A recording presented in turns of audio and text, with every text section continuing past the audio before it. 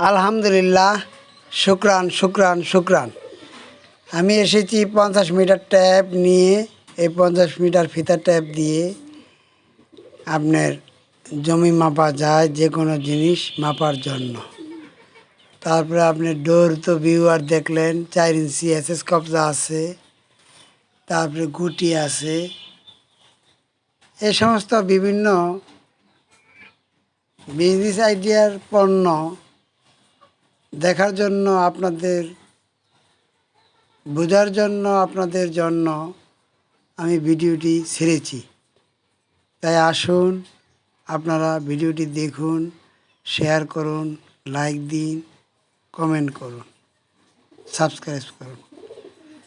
আমরা যারা পঞ্চম শ্রেণী পর্যন্ত লেখাপড়া করেছি, কাজকর্ম খুঁজিয়া পাইতেছি না, সে সমস্ত ভাইদেরকে বলিতেছি যে ভাই, আপনারা ভিডিওগুলি নিয়মিত দেখেন, কাজকর্ম শিখেন, শিখে নিজের ব্যবসা নিজেই করবেন। ঢাকার নবাবপুর থেকে মাল ক্রয় করে এনে আপনারা 5-10 হাজার টাকা মাল ক্রয় করে আনিয়া বিক্রি করেন, দেখবেন লাভবান হবেন ইনশাআল্লাহ। পরিশ্রমী ভাগ্যের প্রসূতি। আপনি যদি পরিশ্রম না করেন, তাহলে আপনার দ্বারা টাকা ইনকাম করা সম্ভব হবে না এত স্বল্প পুঁজিতে। কারণ এত স্বল্প পুঁজি নিয়ে কখনো ব্যবসা হয় না।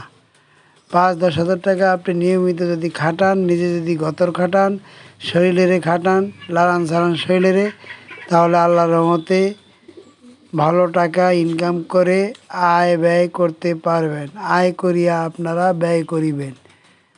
যদি আয় না করেন, তাহলে কখনো ব্যয় করা সম্ভব হবে না। আমরা যারা বেকার, অসহায়, কর্মসংস্থান নেই, আমরা কোনো আলতু ফালতু লোকের সাথে জড়িত হব না, দুর্নীতি করব না, সুদ খাবো না, ঘুষ খাবো না। নিজের শরীর খাটিয়ে আমরা ব্যবসা বাণিজ্য করে আয় রোজগার করে 4টি ডাল ভাত খেতে পারলে আল্লাহর রহমতে, আল্লাহর কাছে আমরা শুকরিয়া আদায় করি। আল্লাহ যেন আমাদের শরীরটাকে ভালো রাখে, আমরা যেন নিয়মিত পরিশ্রম করতে পারি। নিয়মিত পরিশ্রম করলে মানুষের সফলতা আসবেই আল্লাহর রহমতে।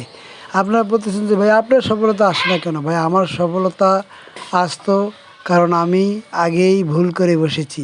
টাকা ইনকাম প্রতিদিনই হয়, আমি মানুষের কাছে ঋণী, সেই জন্য টাকা আমার চলে যায়। তাই আসুন, আমরা আগে শরীরের শক্তি থাকতে যে কোনো কাজ করে টাকা ইনকাম করি। সকলকে ধন্যবাদ।